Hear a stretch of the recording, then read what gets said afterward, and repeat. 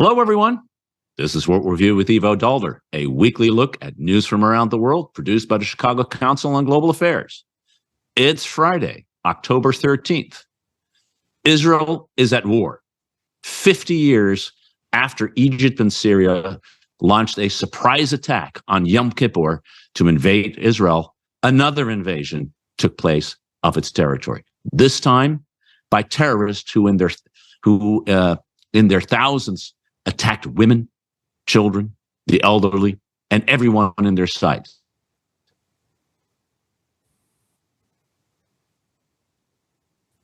Israel were slaughtered. The immediate anger and grief, but in and around the world, the focus is to war. Israel that houses 2.3 million Palestinians. This morning, Israel announced that 1 million Gazans needed to immediately evacuate the northern part of the densely populated strip. Besieged and blockaded, the question for the people in Gaza is, where do they go? They literally have no other place to go. Their suffering is already great, and no doubt will get greater. So today, we're going to take a look at the status of the war and its implications for Israel and the Palestinians, for the region, and for the world at large. And here to talk about these issues are three reporters who covered this story. Prashant Rao is senior editor of Semaphore, Nahal Toosi, senior foreign affairs correspondent at Politico, and James Harding, editor and co-founder of Tortoise Media. Good morning, all. A difficult day and a difficult week that we all had, but it's great to see you and be able to have this conversation with all three of you. Prashant, let's start with you. Let's start to focus, if we can, and I'm sure this conversation is going to move in every direction, but let's start to focus on sort of what's happening on the ground today and what we expect to see in the days ahead, and focusing on Israel, Gaza, the West Bank for now, and then we look at the bigger implications as we move along. Yeah, I mean, Ivo, you sort of went over the horrific nature of what happened on Saturday. I don't think we need to go into terrible detail about that, because I imagine all the people watching and listening are aware of it. I think the kind of outstanding issues, there are so many at the moment. It looks, as you said, that Israel is about to mount a substantial ground operation in Gaza. There's an unclear number of hostages from multiple countries. So negotiating for their freedom remains a live issue as well. This has, to some degree, been illustrative of the link between domestic policy and foreign policy, in the sense of, there are repeated questions over how this mammoth intelligence failure happened, and whether it is or can be linked to the sort of political unrest within Israel, the large number of reservists and other military personnel who either were distracted or did not report to their posts and protested against the government in recent months. And it also, I think, raises sort of significant questions about Prime Minister Benjamin Netanyahu's core assumptions about Hamas, and the Israeli establishment's core assumptions about Hamas. That, in essence, the bet was that they had changed as a group, and obviously the events of the past week suggest and make clear, actually, they have not. That actually this is the force that they were, that actually this hope for moderation has not happened. And so now what we are left with is basically holding on to the hope that this does not expand beyond the current contours geographically, because, we'll talk about it later, but the potential for further countries or organizations, that talk about Hezbollah and Iran, I'm sure, getting involved is even more terrifying than what we're dealing with right now. Yeah, I guess avoiding escalation is sort of job number one. But in order to avoid escalation, I think understanding what's happening in the way, Prashant, the questions that you're raising are exactly the right way to think about it. And James, it seems to me that you have to understand what is going to drive Israeli policy. Is it just the need to deal with Hamas and deal with death blow? Crush it, eliminate it, whatever verb you want to use, as the government has said, or is it trying to do something in addition to it? And of course, how can you disentangle Hamas from the wider Palestinian population in Gaza? And more importantly, I guess, how can you disentangle Hamas and what it stands for from the larger conflict that has been with us for since 1948, or in fact, since before 1948 in some ways. How deep does this go, and in terms to think about is this a new battle in a long war? Is it something that has to do with other factors? How do you look at it? So I think one of the definitions of a crisis is a problem that goes everywhere, and this is one of those. And the reason why people like us talk about these things in a way that's almost breathless is you can't keep grip on the number of different ramifications and implications it's going to have. I think the first thing, and I think the way you framed it at the top, Ivo, is exactly right, is 10/7, the attacks of October the 7th are Israel's 9/11, actually in proportional terms greater even than the loss of life in the United States. And I think that right now we've got to understand that we're at the beginning of this. We haven't yet seen what Israel's response is going to be, but it's going to be, like the United States' response after 9/11, something that runs very, very deep emotionally, and then I expect militarily. I suppose, to be a bit more precise, just in terms of Israel and Hamas in particular, I think Prashant is definitely right in terms of his look at Netanyahu. I think people have pretty quickly come to the view that this is a colossal failure for Bibi Netanyahu, a strategic failure, in that he basically took the view that there was no progress in the two-state solution. He was essentially going to preside over the status quo. That doesn't look tenable. It's a political failure because the division that he caused in the country by trying essentially to dilute the powers of the Supreme Court and concentrate powers in the hands of the executive has proven to be quite damaging, and at least perceived to have made Israel more exposed. And then an operational failure in the most important ways, militarily and in intelligence. So these are enormously damaging. This will remake politics in Israel. I think there's an easy and rather glib view in the first week that the horrific nature of the Hamas terrorist attacks have been, if you like, a strategic success for Hamas, because they've done what terrorists want to do. They've drawn attention and they've created terror. I actually think that if you look more closely, the failure of Hamas has also been exposed in two really profound ways. One is the unwillingness of neighbors who are by nature supportive of the Palestinian cause, and Palestinians in particular, to come up with anything other than rhetorical support for Palestinians shows how limited the support for Hamas is. And actually, although they've had a first move, this invasion, these attacks, murders, beheadings, kidnappings, where do they go from here? And the answer, it appears, is nowhere. Because there is no support from Egypt, there's no support, anything so far meaningfully, from Hezbollah in the north in Lebanon, and actually it looks to me as though Hamas is more isolated than it might thought it would have been at the end of this week. Great, James. Sort of two really big questions, Nahal, that James put on the table. One is, what are the consequences of the strategic, political, and operational failure on the part of the Netanyahu government for the conduct of the future of the war by Israel, and presumably also the longer-term political evolution? We saw a national unity government with one opposition party joining, but not a whole bunch of other opposition parties, the Netanyahu government. But then also the question of Hamas. Was this a strategic, and in some ways a desperation move designed to try to figure out a way to bring people into a cause that most people had sort of not paid any attention to anymore? And question is, will it have that impact? Well, I mean, just a few things. I think what Prashant and James said was accurate on most respects, if not all respects. When it comes to Netanyahu and his government, one thing worth noting is that Israelis are very angry with him right now. There is not the kind of like post 9/11, let's unify behind the president, 90% of people learning. There are petitions going around Israel right now saying this guy needs to go. So the population is furious with him, even though they are all gearing up for a war, and they're clearly even more furious with Hamas.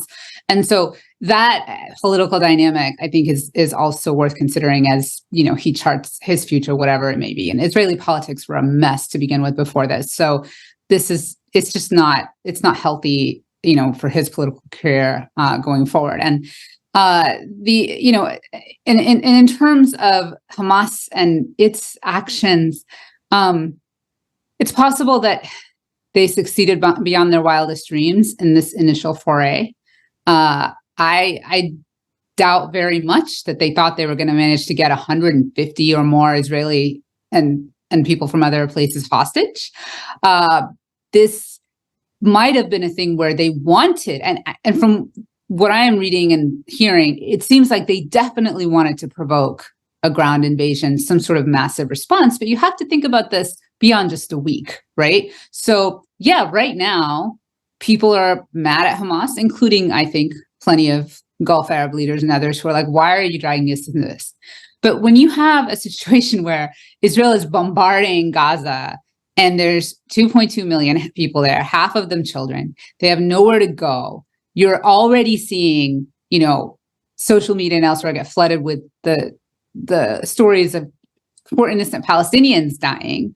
If this keeps continuing, because Israel wants to eliminate Hamas, which is going to take a while, and it's going to cost a lot of innocent lives, then the tide could turn. And you could see other pressures, around the Muslim world on let's get involved. You could see this become a bigger issue simply because of the sheer suffering of the Palestinians, which at a certain point, it's possible people are not going to blame on Hamas. They're going to say, why is Israel doing this? Why is it only giving 24 hours for Palestinians to vacate? Why won't, are the border crossings really open? It's a very, very dynamic situation. So I think it's a little too soon to say exactly what this means for Hamas long term, because a lot of it depends on the Israeli action. I think that's a very smart, Nahal, and James, jump in here, but Prashant also. I was just going to say, but no, I think Nahal's totally right, but in a way that I find really, really worrying. In that, when you make, I get that a lot. I get that a lot. Like from my parents, from my friends, ex-boyfriends. You're totally right, but you're right, but I just don't like it. Yeah. Exactly that. I think that the reason for it is, and the reason why I think the 10/7, 9/11 comparison is so powerful, is it's powerful in terms of scale and repercussion, but it's also relevant emotionally. In that I remember being in sort of this place a week after the 9/11 attacks and being frightened, thinking, I don't know where this goes, but it's going to go far and wide.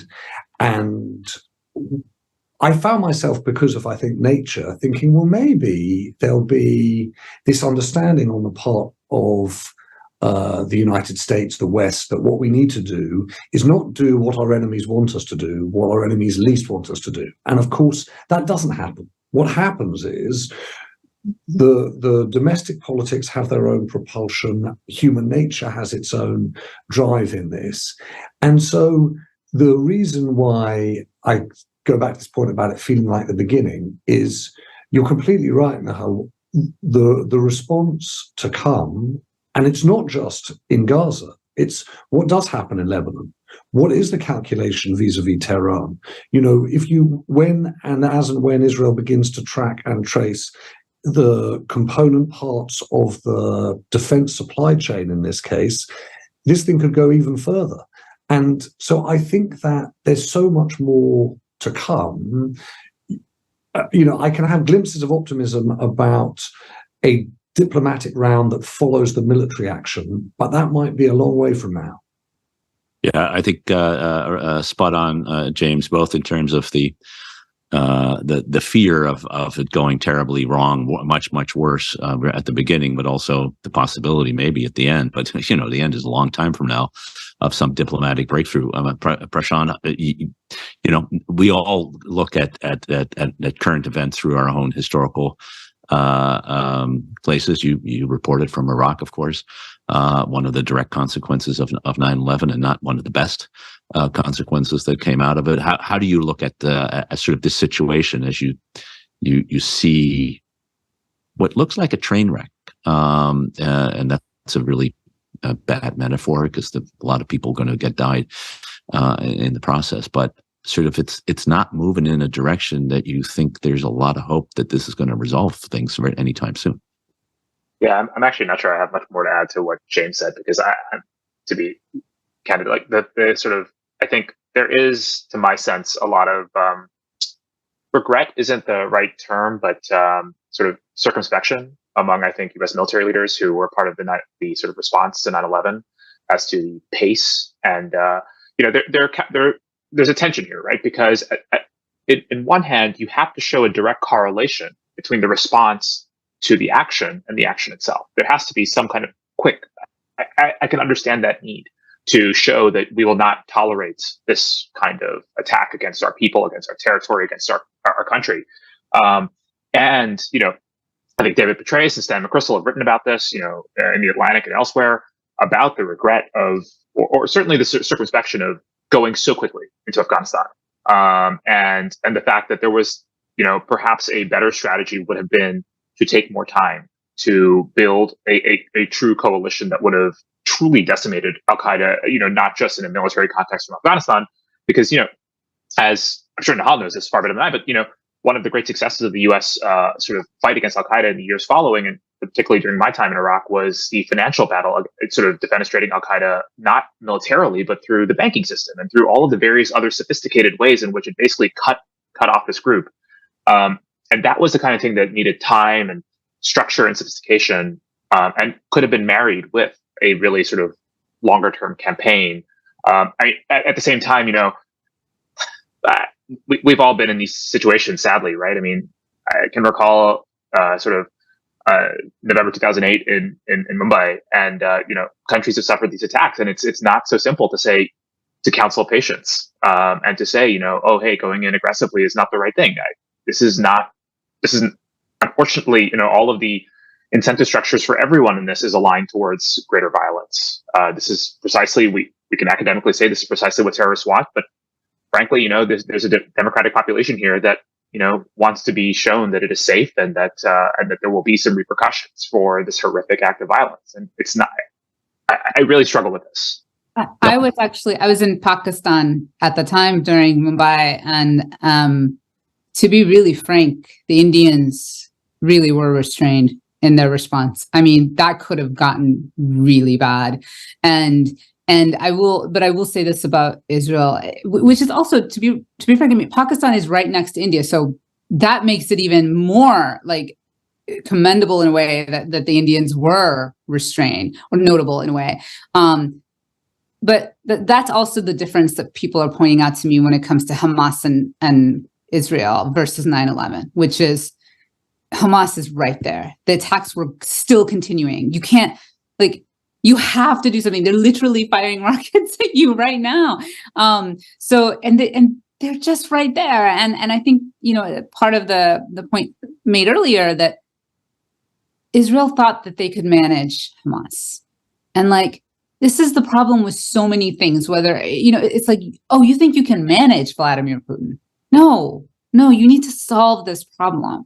And they just thought they could manage it. So yeah, I mean, it's yeah. That's exactly right, Nahal. I mean, manage Hamas and ignored the Palestinians and think that it would sort of go away. And many of the Arab leaders were there as well. I think the Prashant, to the 9/11 analogy, yes, waiting would have made sense in some ways. But what really was the huge failure was not to think about the next step. So you invade, you topple the Taliban, then what? And then, there's this, Bob Woodward writes about this NSC meeting just the day before the attack is launched, in which George W. Bush, the president, says, so who's going to govern Afghanistan? And Condi Rice reflects on the fact that she hates it when the president asks questions she hasn't thought about it. You just wonder how you start a war against a country with the aim of toppling a government, and you haven't thought about what's going to do. But this is exactly what's happening. Hamas is the government in Gaza, and if you topple it, who's going to take charge of it. And as far as we can tell, there's no answer to that. James, on this, and we'll round it out. There's just a specific thing on that, Ivo, which, we're given your past life, particularly with NATO, I think is interesting. Is one of the conversations we've had here in the last few days is a war winnable anymore? So when we were all at school, we learned in our history there were wars, and one side won and one side lost. Someone declared victory, someone surrendered. If you think about wars in the last 30 years, that has not been a feature of the end, right? There's been war, right? But it's very hard to point to one that's had a victory, that's hard to have one that's had a surrender. But if you look at the mindset of Israel today, they are moving from to your point, Nahal, a policy of containment of Hamas inside of Gaza to victory over Hamas, to the annihilation of Hamas. And that is just militarily a very hard thing to predict and understand. And literally, I'm saying it not in a kind of, as an observation, I literally don't understand it. I don't understand if you're sitting in that war cabinet, if you are now Netanyahu and Gantz and the rest, and you're with the generals, and they're saying, we're going to annihilate Hamas. You say, well, can you explain to me how that actually happens, what the end state looks like?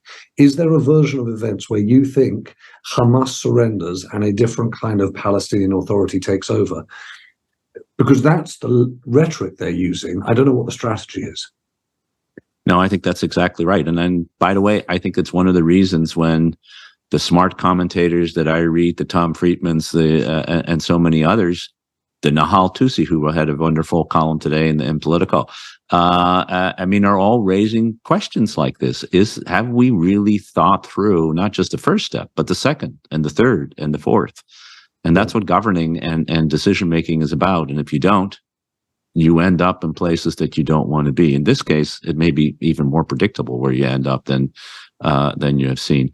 But James, we've talked about a really tough set of issues regarding Hamas, the Palestinians to some extent, and of course Israel. But there's a larger context within which this is taking place. And if Netanyahu made the mistake of thinking he could ignore and manage Hamas and ignore and manage the Palestinian problem without actually addressing the aspirations of the Palestinian people, so did people in the neighborhood, including those who signed the Abraham Accord. And the entire thrust of the new outreach between Israel and the Saudis on this is based on that fact, which, by the way, has been embraced at least since 2014 by the United States, including the Biden administration. So when you think about the larger context, how does this change? Is this going to change how the rest of the region is going to look at this issue and on the relationship that is happening within the region itself? There's that theory, Ivo, that news bulletins should actually begin with, here's what we don't know now. It's 10 p.m., good evening, here's what we don't know now. And the answer to this is a lot.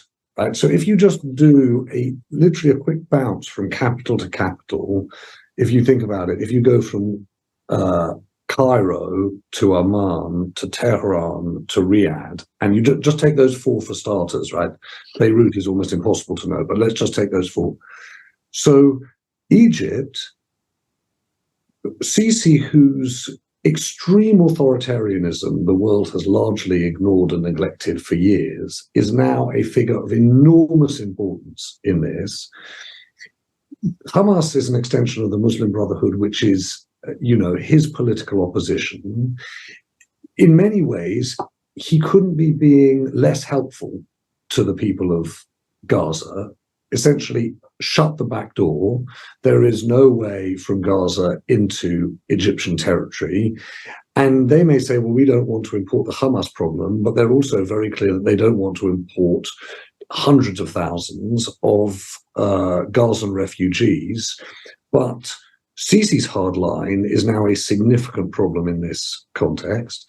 Then you get to Amman and Jordan. And again, Amman has soaked up, and Jordan has soaked up, not just, millions of Palestinian refugees over the years, but also Syrians. It's got a huge population that it's trying to sustain, and it's got its own domestic politics as a result. It needs to be sympathetic to the Palestinian cause, not be drawn in by Hamas, and somehow figure out the possibility that Saudi is going to do a deal with Israel and supplant its relationship. So it has its own issues, which mean that it's rhetorically hostile so far, but not clear in the extent to which it's going to act.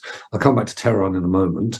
I think MBS, Mohammed bin Salman, the Crown Prince of Saudi, is the most interesting figure in this, in that he's kind of stuck to the rhetorical playbook, blamed Israel for the circumstances of citizens, Palestinian citizens in Gaza. But it must be the case that if you're MBS, some kind of deal with Israel in the long run is still quite attractive, given what you might be able to achieve with the United States. So it's quite interesting how little they've done. And then you get to Tehran, that's being essentially named as the origin, certainly of funding and possibly of raw materials in this attack. They must be thinking we are facing an even greater level of isolation at a moment where our economy is deeply, deeply precarious. And all of the deals that we've previously done with the Biden administration and other US administrations are over. So the domestic politics is what I'm trying to say for each of these countries, which, let's face it, I certainly don't understand, but most of us don't really understand, is going to play out in every single move that happens next. And so it just feels extraordinary to me if you think about the conversations we've had or in the last year or two, Ukraine, Russia, China, that capacity for the Middle East just to suck the whole world back in, it's happened. Yes, they say you can leave the Middle East, but the Middle East doesn't leave you. Nahal, I think James really laid it out, the sort of the dynamic in the surrounding regional areas, right? Figuring out what Beirut is going to do is a hard one. But there is this fundamental issue that this will mobilize the Arab street. As it always has. The question whether mobilization of the Arab street will actually lead to change in government policy, that is TBD, but you see it with Sisi. I mean, he has an election coming up with 90% of the people supportive of the Gazans. How do they deal with this? They fix their elections. I mean, look, let's all right, that's true. Let's yes. Yeah. I mean, guys, look, I'm not saying that like MBS and these other dictators, like, that they don't pay attention to the Arab street, but they don't let the Arab street make the decisions for them by no means. And let's just break this down a little bit. Like, why, I'll play devil's advocate. Why should these other countries hold back everything they want to do for their people, for their economies, for so much else, simply because of the Palestinian issue, right? I mean, if you go back before this, and you have to understand Hamas and Gaza, to be really frank, unfortunately, we're kind of outliers in terms of the discussion about the Palestinian issue for the last 15, 16 years, right? I mean, when people talked about the two-state solution, people were talking about the West Bank and Israel. Everybody was like, oh, we'll deal with Gaza later. Gaza was like, Bruno. I mean, we don't talk about whatever, but it's just, so you have these countries who are like, well, I don't want to hold back on all this other stuff that I can do if I have a relationship with Israel. I have to think about Iran, which is a threat to Saudi, etc.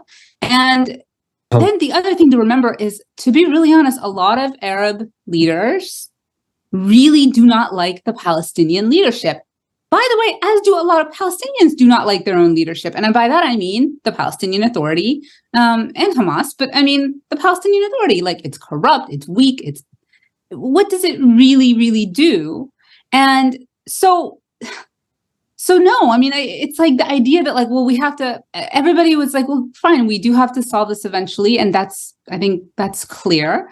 But to kind of hold it against them for wanting to pursue a different kind of policy and not keep doing the same thing over and over again that yielded the same result, which I believe was the definition of madness, I think it's a bit unfair. And you could argue that maybe now is a moment in which someone could rally these Arab countries and others around the idea of establishing a new Palestinian leadership, some sort of a new structure that maybe is not led by an octogenarian.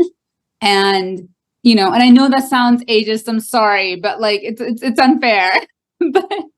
but, you know, Abu Mazen does not really represent the aspirations of like younger Palestinians in many ways, and he can be out of touch. And maybe now is the time to kind of pull a new authority together, because you are going to have to deal with the question of who's going to rule Gaza when this is over eventually, and still tackle the question of the future of the Palestinian people and their aspirations. So there is a moment right now that could be used to make something different come about. And if you include the Arab states, maybe there's a possibility here. And look, tell me if I'm wrong. And once again, I apologize to octogenarians. It's okay. His problem is less that he's an octogenarian, but the fact that he lost an election in 2006 to Hamas and has never been able to accept that when it comes to Abu Mazen in some ways. And, you know, we're living with the consequences of that election in many ways, by the way, pushed on to the Palestinians by the U.S. government at the time.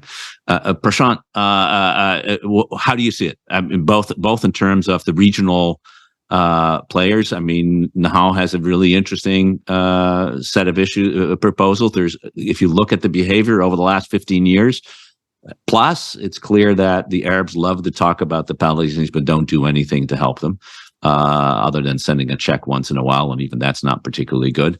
And maybe this is an opportunity for breaking out of the sclerotic leadership. I think that's a better than a term than blaming age. In some ways, that we're facing in the West Bank, and of course the lack of leadership that we're going to have post whatever it is that we talked about earlier in Gaza.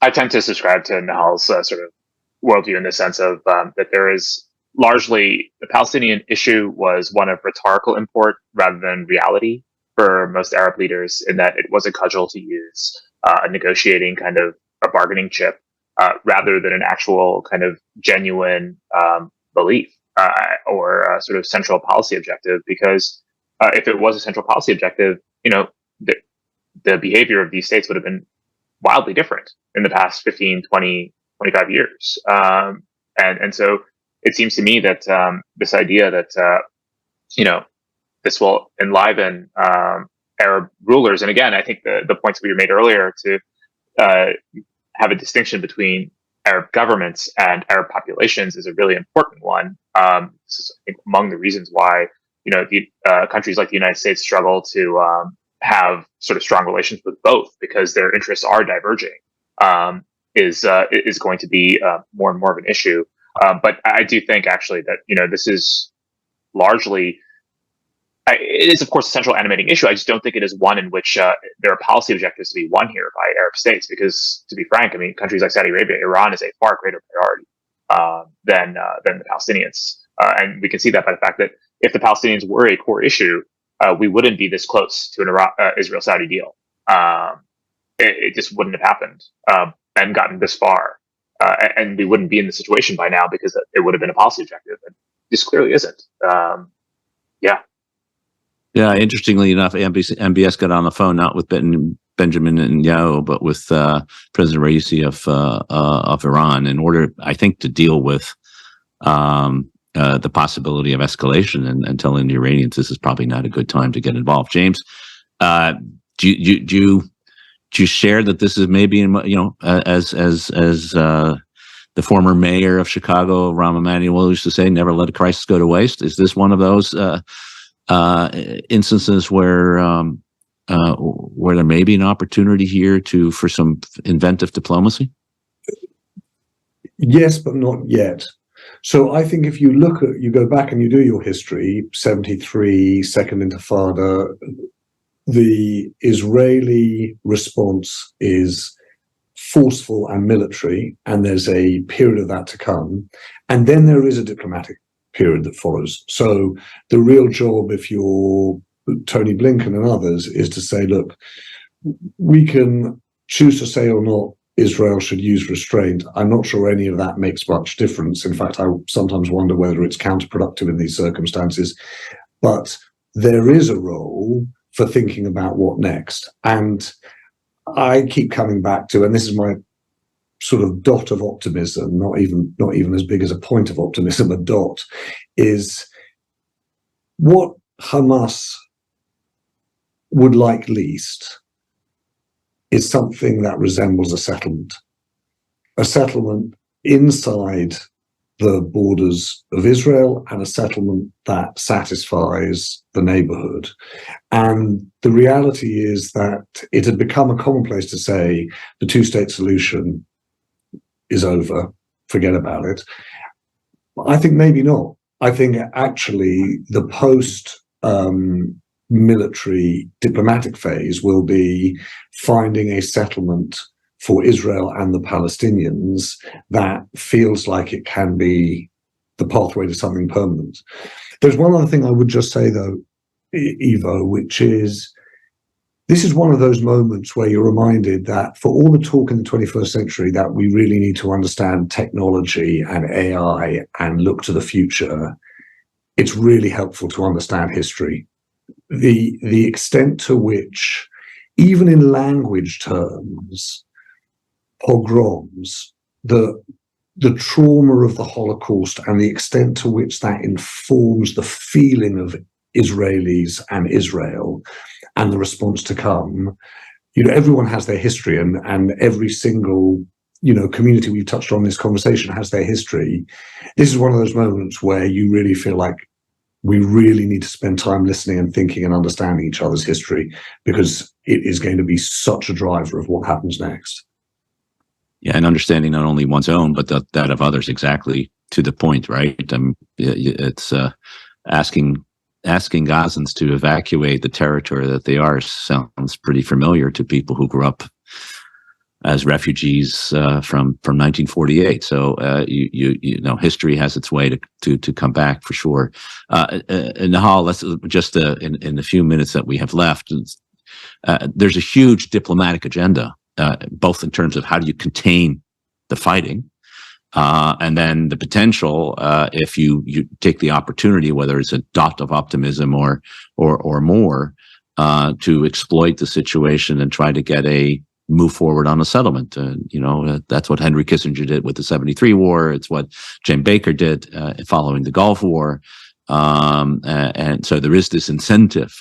So when you do your reporting in Washington over the past few days, how much are people thinking about both of those? So clearly the stopping the escalation is something that is high on the agenda. Tony Blinken going around the region with that purpose. But this larger diplomatic piece, is that part of where we are, or does dysfunction in Washington mean that all we're talking about is whether we ever have a Republican speaker in the House? My sense is that everyone in Washington was caught completely flat-footed by this. Their reaction, the administration in particular, has been arguably politically very smart, and probably really the only thing they could do. I mean, they have basically at this point come out just almost entirely heavily backing Israel. Very little discussion of the Palestinians, deserving some protection and distinguishing them from Hamas.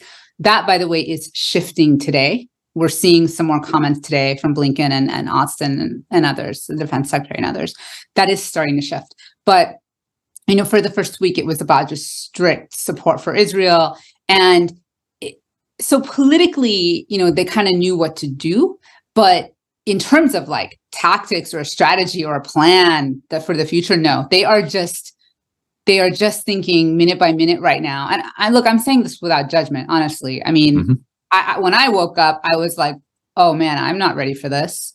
And so I feel like I believe it was the Deputy National Security Advisor, who said in some interview that there has to be some discussion about what to do about Gaza, like who will take control of it once the fighting phase ends. But in terms of like, a broader peace initiative and using this now, like I have heard nothing. My understanding is that like a lot of people at the State Department who normally deal with this stuff are not even being clued in, because a lot of this is being handled at the White House and the NSC, which has its own drawbacks and upsides. So I don't think people are really thinking. But on the bright side, this conflict, there's 70 years worth of academic knowledge and information. And I'm sure somebody has written something about this at some point somewhere that they could pull off a shelf. And maybe there's some sort of blueprint that they could work off of. So the history part can be helpful as long as you're not a prisoner to it in a way.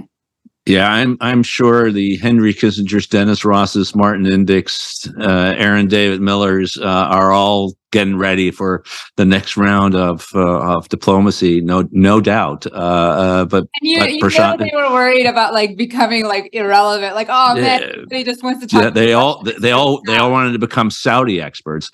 In some ways, they always were. So very unkind to all of them. They're incredibly masterful diplomats. But true. Prashant, when you look at the U.S. reaction, how worried should Washington be that as criticism of Israel and the way it is conducting itself, that will spill over to the U.S. and that the criticism will reach the U.S.? Is that a concern that Washington should take seriously? I think it certainly is. I would just say, I guess, like we should calibrate thinking about that because, to James's point of we're just at the beginning of this. There will be criticism, no doubt. That we can certainly expect it. I guess what I've been struck by is, one, similar to after February 2022, the one country everyone looked to immediately after a crisis came out was the United States. And that sort of has some long-term implications for what we sort of have been talking about for the past several years of some large geopolitical realignment. The country that theoretically brokered sort of reestablishment of diplomatic ties between Saudi Arabia and Iran was nowhere to be seen and has largely given milquetoast statements that have been condemned in the region and by others. And it just isn't seen as a player. And we see this kind of really interesting diplomatic realignment that could, in the long term, show be to the United States' long-term benefit. I've been struck by India's shift to be much more fervently and publicly pro-Israel in ways that you would not have expected, as recently as last year. And that, I think, from the United States' sort of broad desire for strategic sort of alliance with India is, it's hard. It's obviously callous to talk about the diplomatic kind of impact and how it can benefit the United States. But, in the sort of world of, geopolitics, I do think that in the long run, there are elements of this that the kind of broader strategic shifts that are happening in the world, that this is, there are things here that are happening that are not to the benefit of the United States is the wrong way to put it, but that sort of could strengthen American strategic alliances with countries with whom it wishes to have strategic alliances, India principle among them, and cementing this notion that China is, for all of its might, not the player that, certainly people in the Middle East believe it could be. James, last word to you. I think that's a very, very, very smart observation, Prashant. It's really interesting, Prashant. Just to pick up on it, there's a really interesting element to this. I think what Russia's invasion of Ukraine made us all rethink the nature of where power lies in the world and how much really sits with the West and how much doesn't. I'm still trying to understand what all of this means for Kyiv, and it doesn't feel good, but I don't really understand that yet. What I do think is you're right about India. I don't think and this is something we should come back to, Ivo, I don't think we've begun to understand what a do-nothing year 2024 looks like for the big capitals of the West, Washington, London, to a certain extent, Paris too. For this reason, 2024 is going to be the first year, I think, in 60 years that the UK and the United States have a general election in the same year. In fact, our calculation is we don't have the same system as you do. The Prime Minister can just call one when they want. Most likely, though, I would say October the 24th. So within a fortnight, you'll have a UK general election and a US presidential election. By that time, you've got Macron, who's got sort of the hot breath of Marine Le Pen and the race for the Elysee in 2027 coming that bit closer. And you've got Germany obviously consumed by its own problems. What you just touched on there, Prashant, I think is a really big factor in this, that if you're Netanyahu today, you're beginning to look elsewhere for your partners in the second part of this process, the post-military part of this process. Yeah, I think this is exactly spot on. By the way, another election in 2024, the European Union will have its election and may or may not have new leadership. And although it isn't a strategic player, it is certainly going to be a bigger economic player, which, if you see the destruction, you know how much rebuilding there will be after war, and economic players matter. This was really an excellent discussion. I learned a lot. I hope everyone who tuned in learned a lot. It was providing perspective that is always missing in particularly at emotional periods, which these are. I want to thank Nahal Toosi, Prashant Rao, and James Harding. Really terrific conversation. I want to thank all of you for tuning in. We'll be back next week with another edition of World Review. Until then, have a fine and hopefully very safe weekend. Thank you, Ivo.